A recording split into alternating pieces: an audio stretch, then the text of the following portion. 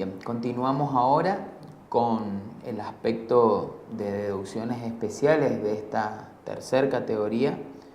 En puntual también vamos a ver las comisiones y los gastos efectuados en el exterior, el tratamiento, pero mayor atención vamos a prestar a las deducciones especiales. Recordemos que cada una de nuestras categorías tiene permitido una deducción. Esto nos quiere decir que a la hora de liquidar el impuesto no solamente tomamos en cuenta los ingresos, sino también gastos permitidos.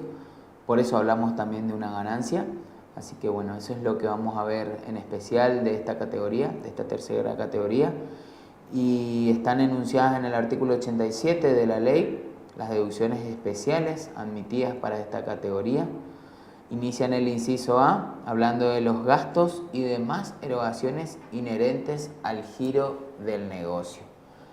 Vemos que aquí está hablando de erogaciones necesarias, pero no obligatorias o imprescindibles cuando hablamos en su oportunidad, aquellas que eran para obtener, mantener y conservar las ganancias grabadas. Aquí vemos que son otras erogaciones necesarias, pero no obligatorias.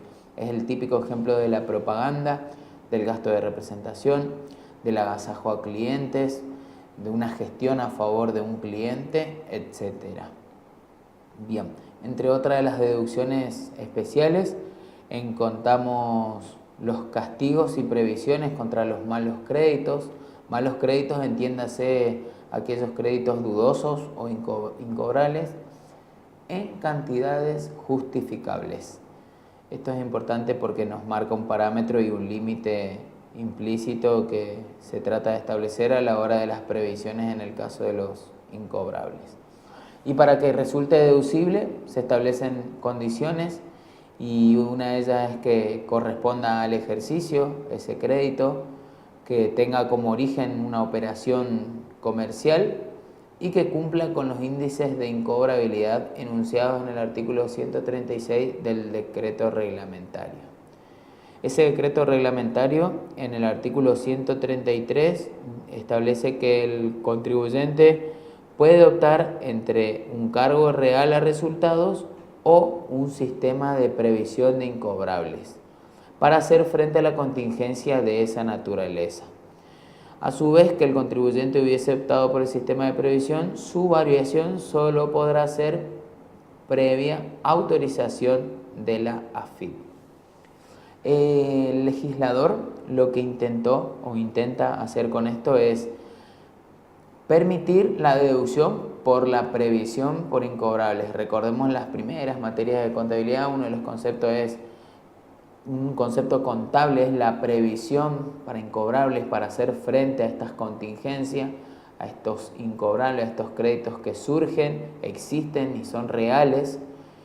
Es por ello que esa previsión el legislador permite su deducción a la hora de liquidar la tercera categoría y le da una opción: cargarla al resultado del ejercicio o generarlo a través de un sistema de previsión.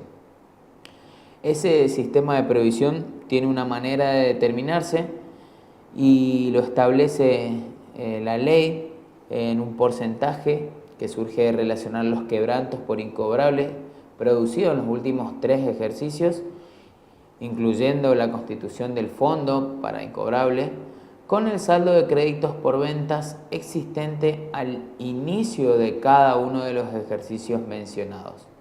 Ese porcentaje se aplica sobre el saldo final de créditos para obtener de esa manera el cargo de resultados en concepto de previsión a deudores incobrables.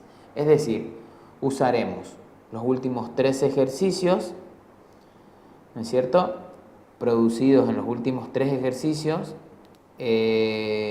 con el saldo de créditos por ventas existentes al inicio de cada uno de esos ejercicios. Es un porcentaje. La previsión no es otra cosa, un porcentaje que aplicamos al total del créditos por ventas que haya en la contabilidad del contribuyente. De esa manera vamos a obtener esta previsión. Los gastos de organización son los gastos iniciales, son los gastos de reorganización.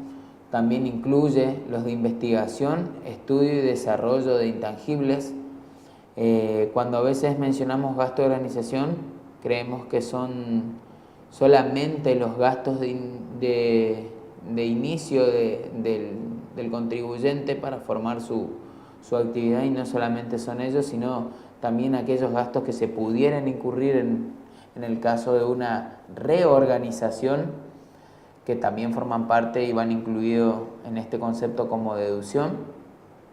Y la DGI admite su afectación al primer ejercicio o bien su amortización en un plazo no mayor de 5 años. Esto es a opción del contribuyente. Otra de las deducciones permitidas son las reservas matemáticas y reservas para riesgo. En el caso de las compañías de seguro, forman unas reservas para hacer frente en el caso de que ocurran los siniestros asegurados. Esa reserva matemática puede ser deducible, está permitida en la legislación, es aplicable a la aseguradora claramente, y respecto a los importes que en forma cierta o probable deberá abonar a los asegurados por la ocurrencia del siniestro cubierto. Otra de las deducciones permitidas, enunciada en el inciso E, son las comisiones y gastos incurridos en el extranjero. Esto lo vimos que en la unidad está desarrollada como un punto, pero no deja de ser una deducción más, permitida en la tercera categoría. Y esas comisiones y gastos están indicadas en el artículo 8 en cuanto sean justos y razonables. En realidad aquí lo que sucede es que no se incorpora una deducción especial para la tercera categoría, ya que esa deducción, en realidad, esa deducción de comisiones y gastos que se incurran en el extranjero por operaciones de exportaciones e importación, se encuentra legislada en el artículo 8, sino más bien impone una condición que para que la deducción de los gastos puedan ser tomadas como tales, deben ser justos y razonables. Lo que hizo el legislador en este inciso es agregar la terminología de que sea justo y razonable. Ahora bien, otra de las deducciones son los gastos sin contribuciones realizadas en favor del personal por asistencia sanitaria, ayuda escolar y cultural, subsidios a clubes deportivos y en general todo gasto de asistencia en favor de los empleados dependientes u obreros. También se van a deducir las gratificaciones y aguinaldos, etcétera, que se paguen al personal dentro de los plazos en que, según la reglamentación, se debe presentar la declaración jurada correspondiente al ejercicio. Dos aclaraciones aquí. Aquí estamos viendo del lado de la sociedad, la tercera categoría, dijimos que era renta empresarial, y vemos que hay una ayuda escolar y ayuda cultural. Sucede la pregunta de si esa asistencia sanitaria, ayuda escolar o a favor del personal, forma parte de la cuarta categoría. Siempre debemos recurrir a ver si están enunciadas como rentas de cuarta categoría. Del lado del sujeto a empresa no hay duda que va a ser un gasto deducible, pero al percibirlo una persona en relación de dependencia, la pregunta que nos surge es si debemos tomar o no como remuneración a la hora de determinar nuestra cuarta categoría. En particular, esa asistencia sanitaria y esa ayuda escolar no formaría parte de la base de remuneraciones a la hora de liquidar nuestra cuarta categoría. Ahora bien, en el caso de las gratificaciones y aguinaldo, vemos que esto podemos tomarlo como deducción a la hora de liquidar nuestro impuesto de tercera categoría. Agregamos aguinaldo porque sí están permitidas las remuneraciones que se hacen al personal, pero en este párrafo se encargó el legislador de incluir la parte del SAC, es decir, del aguinaldo, para que pueda ser deducible también de la base a la hora de determinar la tercera categoría. También serán deducibles los aportes que hagan los empleadores por los planes de seguro de retiro privado y a los fondos de jubilación de las mutuales, hasta la suma de 630 pesos con 0,5 centavos anual por cada empleado en relación de dependencia, incluido en el seguro de retiro o en los planes y fondos de jubilaciones y pensiones. Si un empleador hace un aporte a un seguro de retiro privado por sus empleados, puede deducirse la suma de 630 pesos por año por cada empleado que perciba el beneficio de tener un plan de seguro de retiro privado. El gasto de representación, un gasto cuestionado, un gasto siempre observado, es un gasto del cual le tenemos que prestar atención a la hora de liquidarlos, puesto que siempre se le presta mucha atención a esto.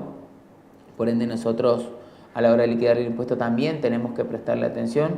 Es una deducción admitida, está incluida en el inciso I de nuestras deducciones, y son los gastos efectivamente realizados y debidamente acreditados hasta una suma equivalente al 1,50%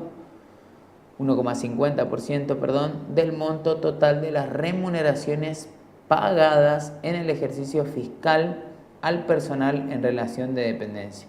Es decir, que nosotros en nuestra contabilidad podemos tener gastos de representación por un monto mucho mayor. El legislador nos pone un tope, la ley se encarga de ponerles un tope, que es el del 1,50% del total de las remuneraciones pagadas en el ejercicio al personal en relación de dependencia.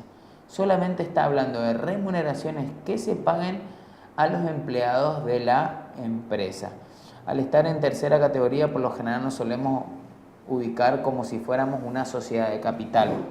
Recordemos que pueden ser explotación unipersonal, pero para un mejor criterio de entendimiento, supongamos que nos encontramos en una sociedad de capital, sea esta SA o SRL. Las mismas tienen empleados y los gastos permitidos de representación va a ser el 1,50% de la remuneración pagada al personal. Aquí vamos a excluir honorarios por otras cuestiones, por otros servicios ajenos. Solamente va a ser de las remuneraciones pagadas. Insistimos mucho en esto porque este es el tope que debemos aplicar y sobre el cual debemos aplicar a la hora de poder deducirnos gastos de representación. Bien, dijimos que era una erogación realizada, reembolsada por la empresa que reconozca como finalidad su representación fuera del ámbito de sus oficinas, locales o establecimientos, incluidas las originadas por viajes, agasajos y obsequios que respondan a esos fines. Ojo con los viajes, prestar mucha atención al tema de los viajes, porque no incluyen los viajes de veraneos. Claramente van a ser impugnados los gastos incluidos como un gasto de representación a un viaje de veraneo. Tener en cuenta una racionalidad en los agasajos, no incluir en este concepto una fiesta privada o una fiesta de algún familiar como agasajo es un gasto no deducible. Sí, un gasto empresarial, un gasto de agasajo de cena de fin de año entre todos los miembros de la empresa, eso sí puede ser deducido, y los obsequios también que se realicen a personas relacionadas con el ente y no a presentes particulares realizados, por ejemplo, a un entorno familiar de alguno de los miembros de la sociedad. Otro de las deducciones que podemos tenerla presente a la hora de deducirnos de nuestra tercera categoría, y es el caso de las sumas que se destinen al pago de honorarios a directores, síndicos o miembros del Consejo de Vigilancia, y las acordadas a los socios administradores con los límites que establece el presente inciso por parte de los contribuyentes comprendidos en el inciso A del artículo 69. Sociedades de capital está hablando. Hoy vimos del lado del quien percibe, es decir, del lado del director, del síndico y del miembro del Consejo de Vigilancia. Ahora lo vamos a ver, ese pago que realiza la sociedad a esas personas, que es cuarta categoría para ese sujeto que recibe, para la empresa es una deducción.